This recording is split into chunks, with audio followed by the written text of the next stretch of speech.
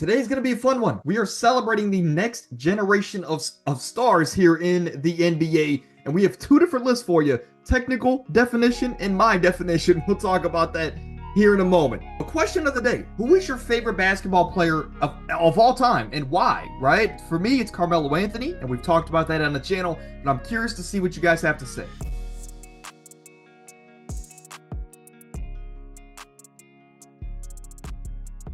All right, man, let's get into it here. Of course, 21 through 25, view these guys in tiers of 5. Now, this first list is going to be guys to the technical definition. These are going to be guys that you are not 25 years old, because when you say the saying, top 25 under 25 years old, these are guys that are 24 and younger. Simple enough. So, again, view these guys in tiers of 5 here at the bottom. Devin Vassell, Jalen Suggs, Jalen Duren, Jabari Smith Jr., who I want to see breakout season, and Jaime Jaquez Jr. of the Miami Heat is your 21 through 25. 16 through 20, Anthony Simons could be higher. Let me know. Keegan Murray, best crowd chant in the league. Ty the Hero, RJ Barrett, and Jaden McDaniels. Of course, according to his teammate, he might be one of the league's best defenders. Of course, we know he is, but Anthony Edwards might say he is the #1 perimeter defender in the game. 11 through 15, Chet Holmgren. Of course, he is going to be a perennial all-star candidate, but defensive player of the year candidate as well. Hopefully, he can grab at least one in his career. He is a decorated defender. Now, LaMelo Ball is a little bit low, and we'll talk about that later on the next list. Franz Wagner, of course, putting on for the Germany crowd.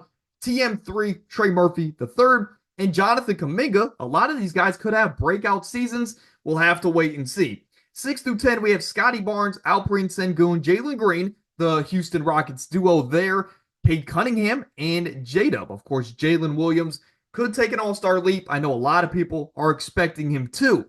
And then moving into the top 5, we have Anthony Edwards at 1, Zion at 2, Paolo Banchero, Wemby, of course, at 4 at just 20 years old, and of course, Tyrese Maxey. That is going to be your top 25 under 25 years old by the technical definition. So again, let me know if I'm missing anybody. But again, as of right now, that is going to be my list for 2024.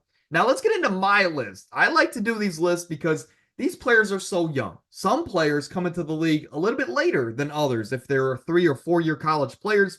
And last year I did this list including 25-year-olds because for some of these players, they might never make a top 50 in the league. They might not make any other list that we might do in the future. So I like to show some of these players their flowers when I can do so, right? I know I say that a lot, but it's true. I like to give more recognition to some of these players that might go under the radar. Now let's get into it here. Of course, again, same principle. View these guys in tiers of 5. Naz Reid is one of those cases. He's 25 years old. He wouldn't have made this list if we stuck to the technical definition. Now, Trey Murphy we'll talk about in a moment. But Kuminga, Anthony Simons, and Keegan Murray, of course, great players around the league. Situations might not be ideal as far as maximizing their potential. But guys like Kuminga is looking to take a step up this year in Golden State. Anthony could be on the move, but still a very talented offensive player. Keegan Murray, look, I talked about him last week. I think he is going to be huge for the Kings to make a deep playoff run, of course, but they need some help. They need some other outside shooting outside of Keegan Murray. But I have Trey Murphy highlighted here, and let's talk about him. Last year, of course, didn't make the list. He's 24 years old. So next year, of course, will be his last year on my list. But this year, I think he's going to debut on my list at 22. And this is the reason why. Look, last year, solid numbers. It's not numbers that are going to blow you out the water. But 15 and 5, solid numbers for a guy that some nights was starting and some nights was the sixth man. But here's the thing that I love about Trey Murphy. He's giving him a 38% from 3 on 8 attempts a game. That is elite shooting production. But I believe, and I have him highlighted here for a reason, I believe he's going to be the key, outside of Zion's health, of course, to really say, can this team contend or not, right? Now, they need to figure out Brandon Ingram's contract situation. I believe Brandon Ingram's going to just play out his contract and they'll go from there because it's just he wants too much money for a team that could trade for him and he might not resign. So the same core is coming back for New Orleans. Now they've added DeJounte Murray into the mix. And that's why I love Trey Murphy so much, because I believe because of DeJounte Murray's playmaking ability, Trey Murphy is going to have the most open looks of his career, especially if Zion comes and dominates like we saw in that play-in for an entire season. He's going to be the key. And I believe, let's say he still averages 8 3-point attempts a game.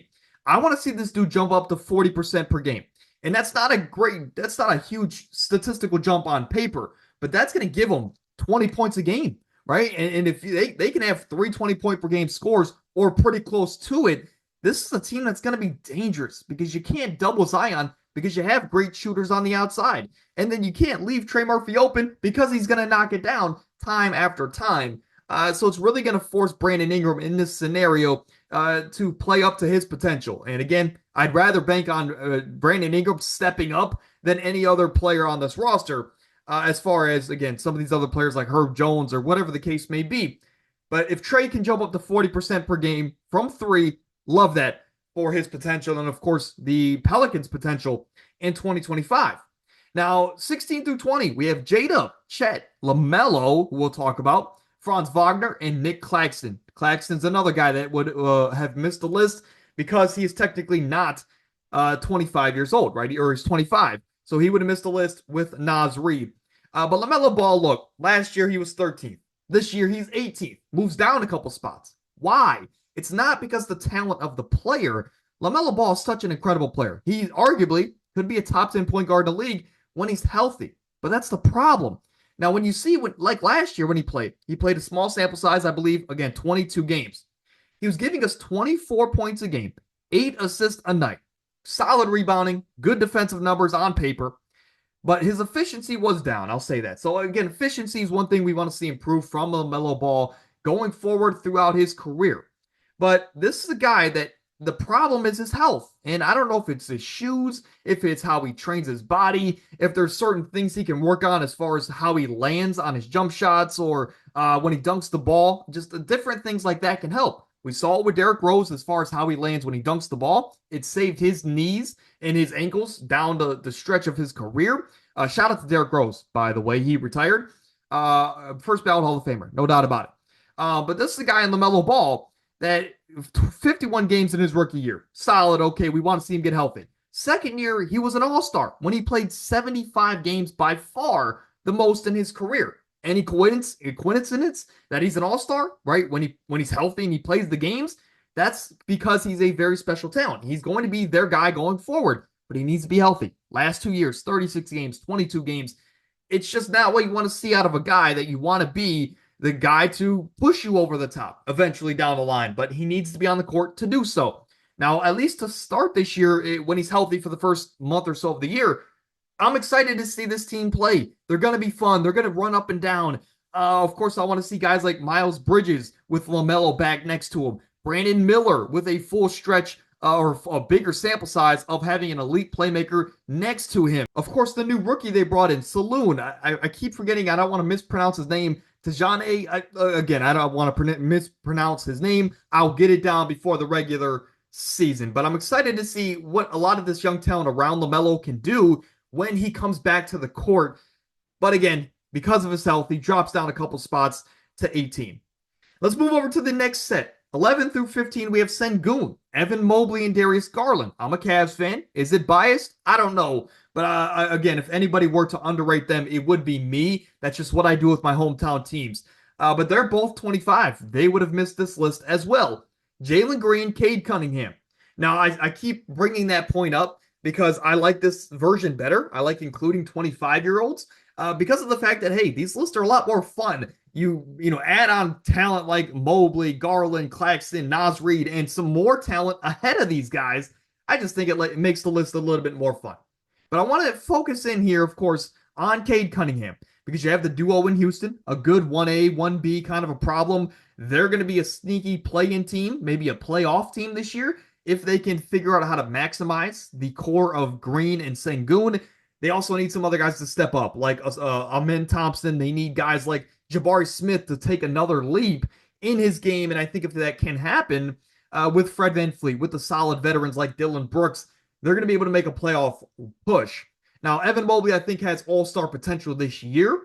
As crazy as that sounds, it seems like Atkinson has unlocked some offensive, I guess, ability in Evan Mobley, and it seems like he's going to get more plays run through him this year. So excited to see Mobley potentially take an all-star leap. For Darius Garland, look, he just needs to find himself again. He needs to get back to what he was a couple years ago before we brought in Donovan Mitchell, because he was on the trajectory to be one of the league's top guards, and now he kind of just looks like a mid-tier, I guess brink all-star level guard. That's not the potential that we saw early in his career. He needs to get back to it, and I think Atkinson can unlock some of his potential. Let's just say I'm excited as a Cavs fan. But let's get back to the former number 1 overall pick, Kade Cunningham. Last year, he was number 12, and he drops to 15 on the list this year. Last year, when he was healthy, he was playing his best career basketball, no doubt about it. 23 points, 4.5 rebounds, 7.5 assists, all-star numbers, right? But the production and the team success wasn't there to help him get that all-star push. Now, efficiency, you want to see get a little bit better. But in his defense, when Jaden Ivey went down, right, there was not really many, offensive aggression around him from some of these younger players. So Kade took it upon himself, which I don't doubt him. I would do the same thing if I was as good and in his position. I would say, hey, the team's going to live and die by me and Jalen Duren throughout the remainder of the season. And I mean, hey, again, I don't doubt him with the talent that was around him. I guess the healthy talent around him is what I'm getting at here. But this is the guy that, again, I think it's going to sound crazy. And I had a hot take about it last week on the podcast. I believe this team with JB Bickerstaff now at the helm, I believe they can double their wins. Again, what did they win last year? 14 or 18 games? I think it was 14. Regardless, this is a team I think can win 36 games this year and maybe sneak into being that 10th seed in the Eastern Conference, depending on how bad the rest of the crew is. But I think they could sneak into the play-in, as crazy as that might sound because of what we've known of the Pistons the last 45 years. But I believe with Jaden Ivey coming back, with Jalen Duren being the double-double machine he is, you have Asar Thompson, of course you have Kade Cunningham leading the charge. There's other players I'm missing. Ron Holland, they brought in from the G League, I believe. Don't quote me on that. I'm terrible at colleges in the NBA side of things. But for Kade Cunningham, he's the leader of it all. And I believe JB is going to bring another level out of him. And I believe he's just the perfect coach for this young team to flourish at least at a higher level than what they've been the last couple of years. But Kade Cunningham, I think, is going to be the leader of a team that could make a play-in push. Let me clarify. Not playoff, play-in push. 6 through 10 goes as follows on my list. Paolo Banchero might seem low. That's how crazy the top 5 is. Wemby, Tyrese Maxey, Scotty Barnes, and Jaren Jackson Jr. Now, Scotty Barnes, of course, first-time All-Star last year. They're going to look at him to take another step this upcoming season. If he can, they might be able to make a playoff push. Jaren Jackson, former Defensive Player of the Year, last year was asked to do a lot of things out of his, role when Ja Morant and the full team is healthy. Jaren, he's going to be able to return to form this year. Maybe take a little bit of what he was last year with his offensive aggressiveness and maybe sprinkle that in this year into the mix to help this team become a little bit more dynamic. But defensively, one of the best help defenders in the league. He's going to return to form this year. Tyrese Maxey, look, he's only 23 years old. He's going to be a top 5 player in this category next season. But Tyrese Maxey is only getting better, and I'm excited to see, if he can take another step statistically, but also on the court off the eye test for this Sixers team going forward. If he can, they might be able to make it to the Final Four, or at least, hey, the Eastern Conference Finals is a better way to put it. Wemby, we'll talk about in a moment. Paolo, I've been on this train for a long time. Paolo is such a special player, one of the coolest names, but also, again, skill sets across the league. He reminds me a lot of a young Carmelo Anthony, which I mentioned at the top of the show, my favorite player of all time. So, again, apples to apples, kind of just fell in line for me to fall in love with the player of Paolo Banchero. I will say, as a Cavs fan, with the way Paolo was playing in the playoffs last year, there's no way we should have beat that team in a 7-game series. Now, again, injuries played a part. Cavs weren't fully healthy, but Paolo was on a different level. He was the best player in that series. He just didn't get the help around him outside of Jalen Suggs.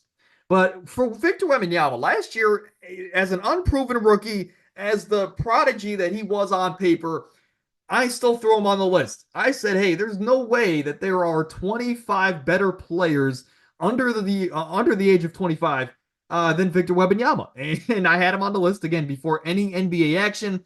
And it turns out that that bet was, I guess, a good bet on my mind because of the fact that I think he's going to be eighth.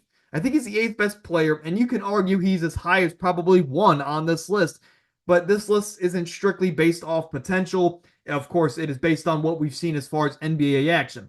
But last year in his rookie season, 21 points a game, 10 and a half rebounds, 4.8 stocks per game. Now, if you don't know what stocks are, combination of blocks and steals. Of course, blocks, he averaged 4 a game himself, almost a steal a game as well. Now, efficiency is something you want to see get a little bit better this year. But let me throw this out there. This is a guy that was putting up this kind of a stat line in limited action.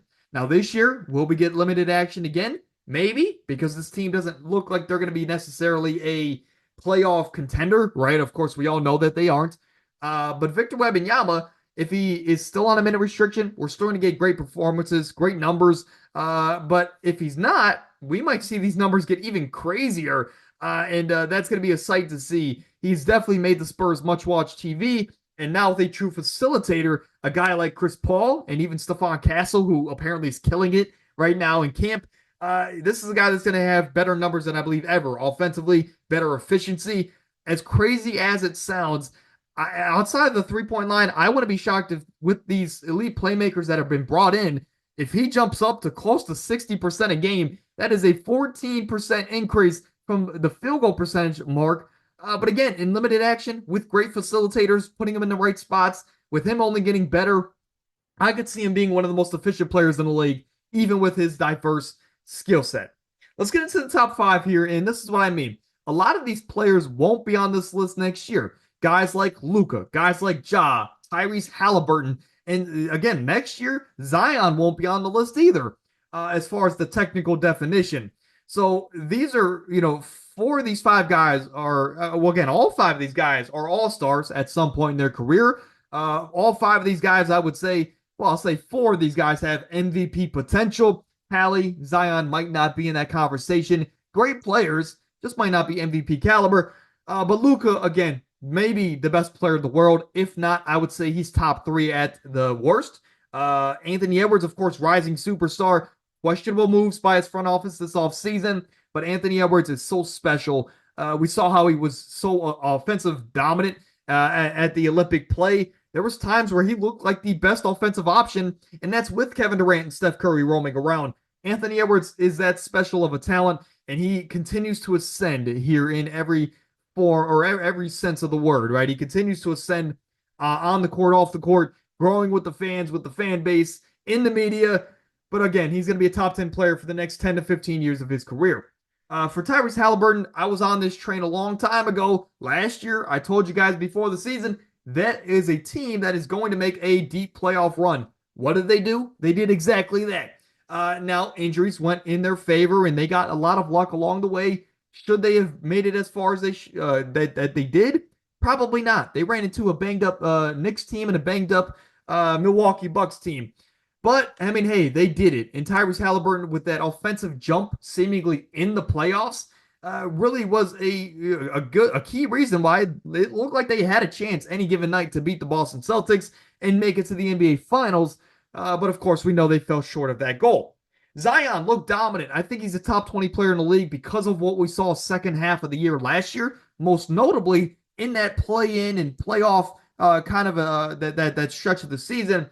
He looked like the most unstoppable player in the league against the Lakers, a team that we know is typically very big and a very lengthy team. Zion dominated him. So if we can get that on a consistent basis, especially now that DeJounte's in the mix, a little bit more facilitating around Zion, putting him in the right spots, they're going to be able to run a lot more this year. So again, more points for Zion. Excited to see his potential in 2025. Now, Ja Morant's one guy I want to talk about because last year he was number 2 on the list to none other than Luka Doncic. This year, of course, he drops the spot. Of course, Anthony Edwards takes ahead of him, but he drops the spot, I think, for the sole fact that he missed time. And this is a guy that I think we are disrespecting way too much. This is a guy that, again, when he was healthy and he was playing, was leading his team to a top three seed, the 1 seed in his full season before he got suspended. This is a guy that is a special talent, and this is a guy that I was never the biggest fan of, let's say, but I'm starting to get behind him because of how much people are forgetting how great of a player that he is. Right? I mean, last year when he came back for that 8-game stretch, they didn't win every game, but we were like, okay, the Grizzlies are back. They're going to be able to make a playoff push. That's how special of a talent that he is.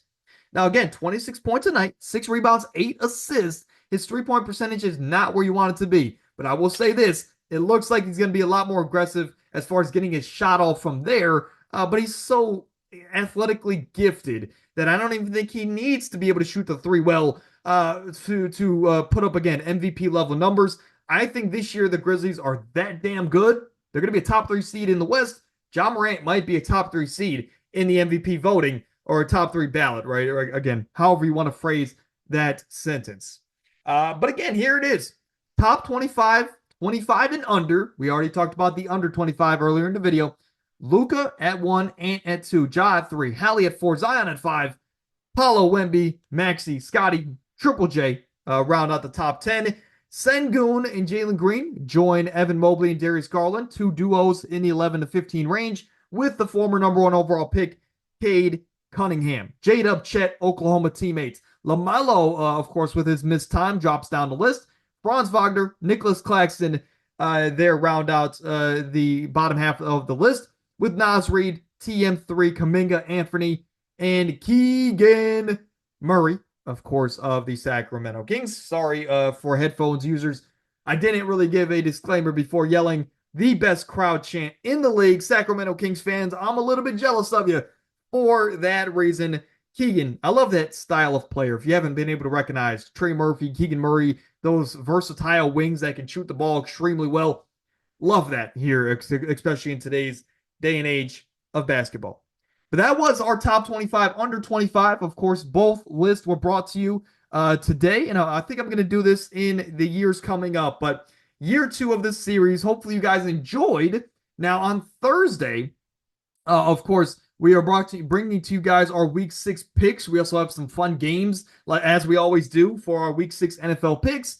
But next week on the show, Tuesday, we're going to have our official 1 through 30 power rankings going into next NBA season, and also a very fun play on the college football playoff with those rankings at the end of the video. So if you're interested, drop a like, subscribe to the channel, turn those notifications on the road to 19K. We can't get there without you. Thank you guys for all the support.